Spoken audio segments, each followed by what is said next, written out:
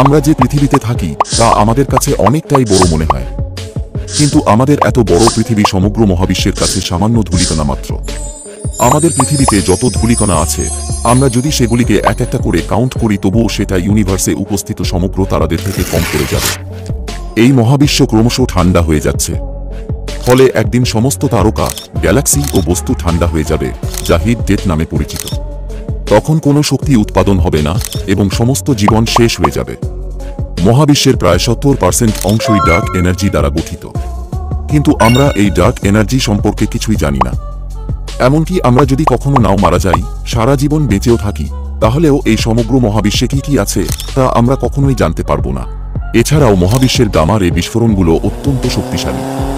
যদি আমাদের গ্যালাক্সির কাছাকাছি এমন কোনো বিস্ফোরণ ঘটে, তাহলে এটি পুরো পৃথিবীর জীবনকে মুহূর্তের মধ্যে ধ্বংস করতে পারে। এরকম আরও ভিডিও পেতে চ্যানেলটির পাশে থাকুন।